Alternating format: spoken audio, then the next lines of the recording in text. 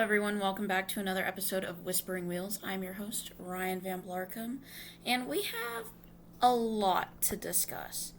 And I don't mean that we have like a huge amount. I mean that there's a lot to discuss about the few things we're talking about. Now, what are those few things? Well, first off, we had one of the most brilliant endurance races of the year, and to everyone who was tweeting this weekend about, oh, you guys watch IMSA. If you didn't watch that race, you did a disservice to yourself. Because absolutely phenomenal. I mean, the Cadillac losing headlights at the end of the race, right as it made the pass for the lead on the Porsche Penske. Cinema. Absolute cinema. No, it was absolutely amazing race, as always. IMSA always delivers, okay? And here, let me turn them on. There we go. Little bib back there for you. IMSA always delivers. Oh, this is Michelin Endurance Cup trophy, by the way, from Indy. Shout out Hunter McElroy. Absolutely one of my favorite things I own. She's gorgeous. She's Gorgina. Love her. Anyways, yeah, the IMSA race delivered tough battles for championships in almost every single class. Wrapped up the Michelin Endurance Challenge, obviously, as well as the whole season.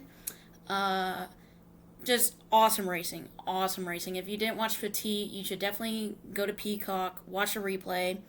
If not, watch like the last hour and a half. If you don't want to watch all 10 hours, that's kind of understandable. That's a lot of time if you're doing a rewatch, not watching it live. But throw it on in the background of whatever you're doing. You're cooking dinner. Watch the last hour and a half of Petit. I promise you're going to burn your dinner because it was a barn burner, honestly. As always, Petit delivered. I think it is one of the greatest races that happens every year. Big but little. Little but big, honestly. So, the storylines were crazy. Like I said, the Chip Ganassi Racing Cadillac in their last race as a program won the race while having electrical issues and almost completely losing their lights. Now that could have been a disqualification because this is at night. This is after the sun has gone down. You can't even blink. Like, you are 190 miles behind all these like GTD Pro, LMP2 cars, other GTP cars that aren't on the lead lap in darkness. They cannot see you. They may see your shadow in the light of other cars, but that's even worse. There was a nasty accident with like, it involved the Wayne Taylor Racing Acura of Jordan Taylor. Honestly, the choice to only throw a local yellow baffles me because it was in a blind spot and that car sat there for like 20 seconds. Like, we are very lucky that Ricky walked away like he did. And if you follow me on Twitter, if you follow me personally on Twitter, you'll know I was very upset about it, very sad. He was devastated because so many times this Wayne Taylor team has been really close at the end of Petit, and there's just something that goes wrong. And it breaks my heart because they put so much effort, but Acura's leaving. I believe they're getting the Cadillac, if I'm not mistaken. So that's exciting for them. Obviously, it's probably due in part to their partnership with Andretti, and Andretti trying to be Cadillac powered in Formula One, which is understandable, but it's really exciting. Obviously, Meyer Shank is coming back. I believe they're getting the Acura, if I'm not mistaken. There's a lot of big shakeups happening in IMSA due to teams leaving, manufacturers leaving teams. It's all kind of up in the air, but it should be really interesting to see how IMSA silly season shakes out. I know it's got more expensive to run IMSA than it has been previously, so that's kind of going to be an issue. But we'll see. We'll see. Things are going to start unfolding. Everyone's writing up their goodbye posts now. But IMSA put out the entry list for the full season, and they are saying that they are exceeding almost 100 proposed entries for the Daytona, the 24 Hours of Daytona. Obviously, they can't do that many, on the track at the same time. But that's how much interest there is in American endurance racing right now. And that brings me so much joy. I got to attend 3 IMSA races. 2 were endurance, so obviously I did Indy, which is where that's from, and I did the 24 Hours of Daytona in January. And that was such an awesome experience. If you can make it, you should go. And then I did one of their little sprint events with just GTD Pro and the GTP cars, which I actually got to see Wayne Taylor, the number 10, win. And then I got to see, I believe it was Lauren Heinrich and the AO Racing, the Porsche, Rexy. Look, I'm repping Roxy right now. Rexy is actually across my room. He lives on my bed. But yeah, so interested to see how IMSA silly season shakes out. Could we see some maybe junior drivers that didn't get an opportunity in whatever ladder they were trying to climb come on over, run in some of the best racing there is on the planet, if you ask me. I'm very biased. I have a huge love for IMSA, and I definitely want to attend more races next year. So that's 100% a goal I'm setting, is more IMSA. More IMSA, just, yeah. Like, I would like to do the race at Road America. I would like to do the Glen, but with the IndyCar schedule so condensed, it's going to be really hard to attend IMSA races because there's a lot of overlap. But we're going to do Umfchella at Daytona, probably. Going to get some friends together, go get an Airbnb, have a lot of fun, and strap in for 24 hours of racing. But that's kind of Petit. There were only 5 or 6 full course cautions. I mean, that's really, really low, especially because they only had 4 cautions before that big wreck at the end of the race that involved Ricky Taylor.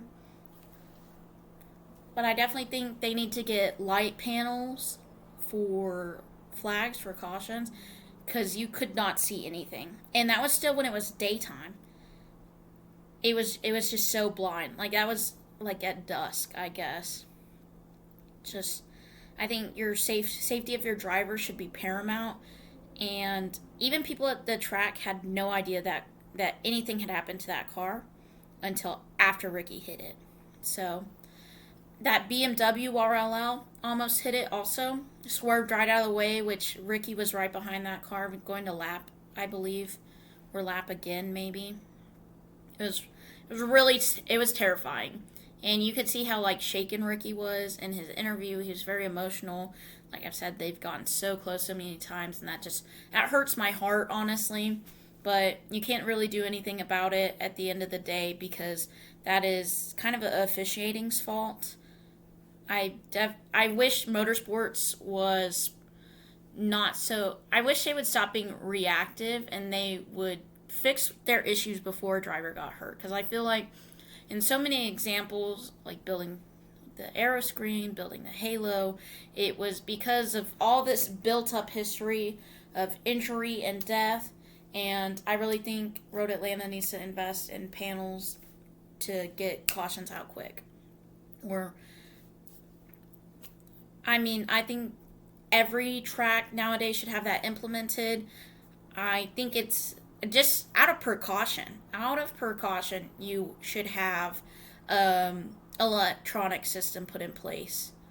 Because I love and appreciate and thank marshals for the jobs they do, but at the end of the day, it's still human. Technology is a problem too, but that technology is going to be faster acting, and you're going to be able to display and warn drivers quicker than you would on a radio than if you just flash a message. So, now moving on to pressing matters that have happened since my introductory episode. Rahal Letterman Lanigan Racing released a statement last week that Louis Foster would be driving for the team for 2025 and beyond.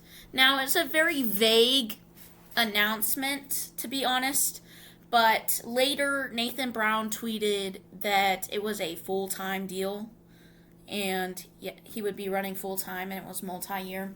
So it is unconfirmed whether he's going to be in the 30 or the 45, but there are rumors that the Fittipaldi that Fittipaldi could come back. So my guess would be the 45.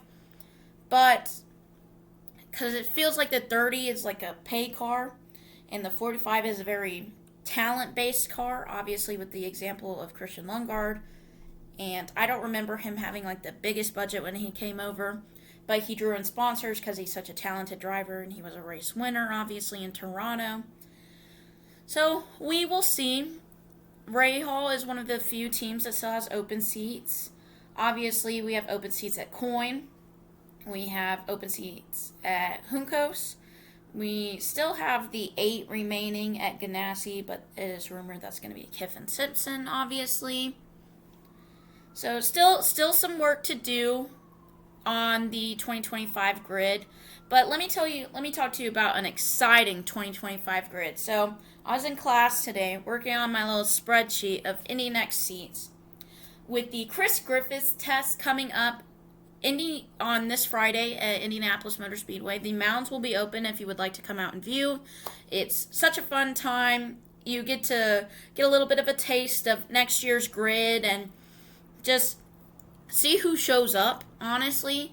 What's so exciting about that test is that it helps get Indy NXT decisions going pretty quickly because they like to have their full-time driver to get used to their crew, to their car.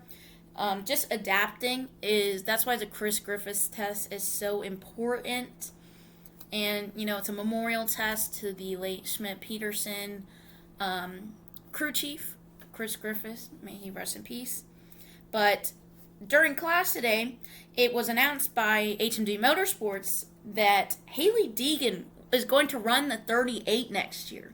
That is huge for Indy NXT. Not only are we going to have another woman on the grid, but the PR that comes with Hailie Deegan and the amount of fans she's going to bring to Indy NXT, it's going to put eyes on Indy NXT. And with the Fox deal, and they're going to be on FS1, I believe, FS2, that eyes on Indy NXT is really going to help with sponsorship and with getting these drivers into IndyCar and really propelling their career. That's something that I've been so excited about. A lot of people had a lot of complaints about this TV deal, but it's going to be so big for Indy NXT and for Junior Series and the road to Indy. So I'm excited to see that. I'm excited to see how she's going to fare in open wheel racing. She's notoriously drove stock cars. She did Xfinity. Her highest finish in Xfinity this year in a part-time season, I believe, was 12th. But she ran high up, got caught up in some accidents. Obviously, it's NASCAR. That's bound to happen. So really excited to see this transition from stock car racing to the step below IndyCar. It's a little jarring that she's going to go that far up that quick, but I get it. She's 23. If you're going to make it into the bigs, you need to shoot for the stars. And H&D has an excellent crew. They have a lot of people, so I have a feeling she's going to be able to have a lot of help to try to get up to speed. Also this morning it was announced that Bryce Aaron is switching from Andretti Global to HMD. Honestly, that move kind of confused me. I know it's reported that James Rowe is continuing at Andretti. We know USF Pro 2000 champion Lockie Hughes is signed for the 26, the ride that Willie Foster is vacating to move to IndyCar after winning the championship in an absolutely dominant season. I'm so glad, not to go off on a tangent, but I'm so glad our champion is going to be in a full-time ride, because it really scared me there for a second that we were going to watch the ladder fail again. And I mean fail, because why did Linus Lundqvist sit on the sidelines? Then he comes in his rookie year poles, or a pole, 2 podiums, blew the socks off people. Had he not been caught up in some incidents, probably would have had a couple more podiums. And he led laps at Milwaukee. He led laps in a couple places. So it's good to see that our drivers that are winning championships and that are finishing well and dominating these seasons actually get the shot to move up for a full-time ride, and they're not getting screwed by the system. But like I said, Lockie Hughes is going to be in that 26. Salvador de Alba, it was announced last year when he got announced to drive at Cape that it was going to be to make a move into Andretti in his second year. He finished 5th in a Cape, which Cape used to be a a Road to Indy giant. So it's nice to see them kind of get back to their notoriety. He was amazing on ovals, which was a dominant part of the end of the season. And if you aren't spending time in this offseason watching him drive NASCAR Mexico, you should, because you'll see exactly where so much of his skill comes from, is that experience and just pushing it to the limit. He drives on the edge, and it's what's so interesting about the way he races and his oval background. And he really improved on street and road courses as the season progressed. Obviously, you're going to be better at something you've been doing longer. So his oval race management's phenomenal. His pace is insane, and I really, really thought he was going to win one this year. But I definitely think with Louis Foster out of the picture, we're going to have an array of winners next year. Obviously, I believe Louis won 8, Jacob 3, Kaio and Jamie and Nolan 1 each. So very excited for this grid. At HMD confirmed now, we have Josh Pearson, we have Bryce Aaron, Haley Deegan, and we also have Tommy Smith and Kaio Collette, obviously our reigning Rookie of the Year.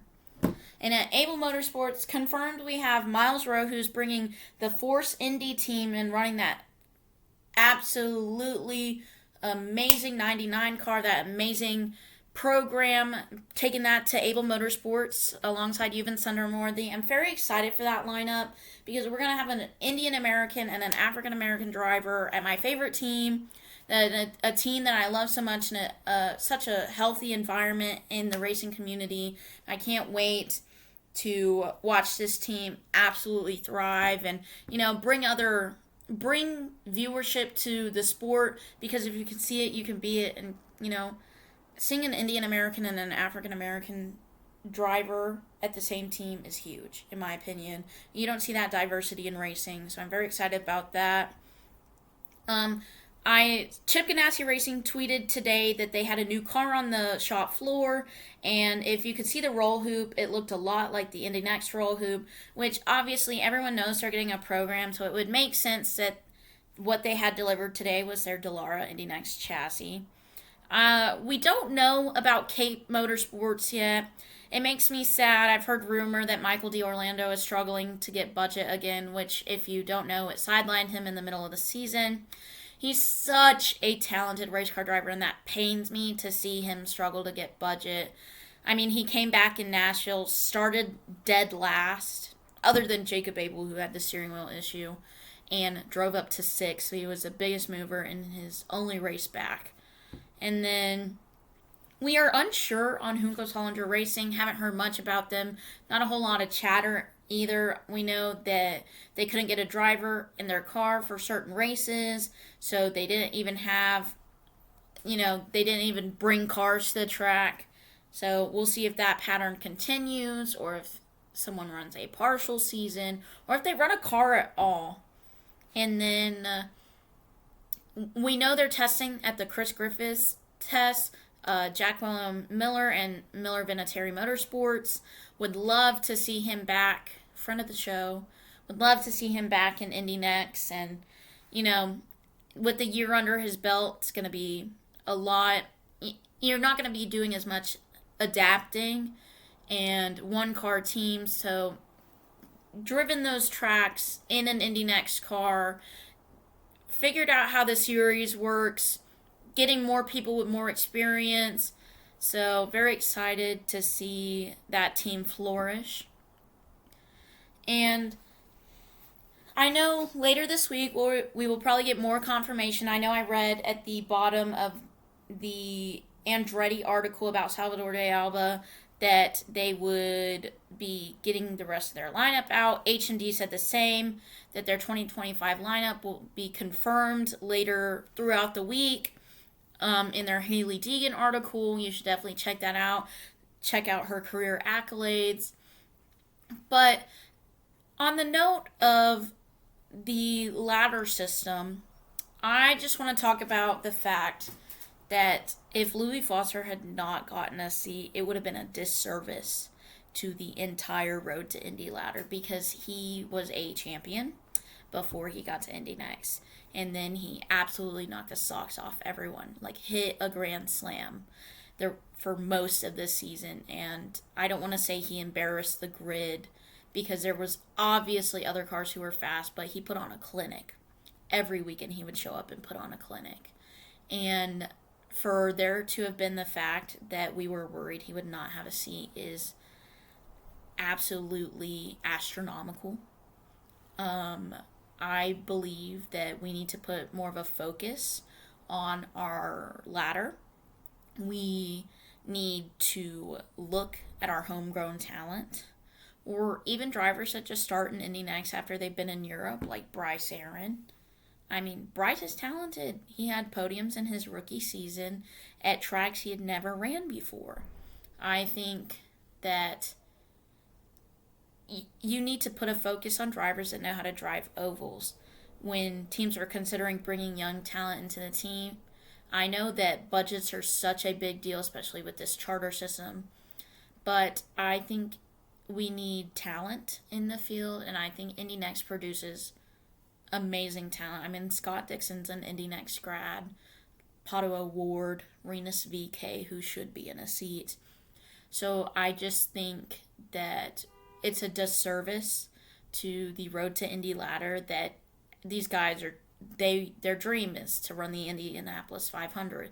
Their dream is IndyCar. They've been growing up running these tracks, and for you to go to Europe to choose a driver because they spend more money to get their seats, so they have more money anyways, I think is really unfair, because these kids are driving ovals in Indy NXT, and they're getting prepped for these tracks, and they've drove these tracks, and they have experience. You could come in with them knowing the lines to run, with them having raced these tracks and having results at these tracks and data they've gone over at these tracks, and then you choose someone who has never run any of them is insane. It's quite frankly insane. And when Linus Lundqvist didn't get a seat, when Christian Rasmussen barely had a budget to do a full season, and then he saved the Ed Carpenter 20 from not making the leader circle after Ed decided to give him the reins on the ovals at the end of the season, I think we never should have been having the conversation that these drivers don't have a full-time seat or don't have a seat at all,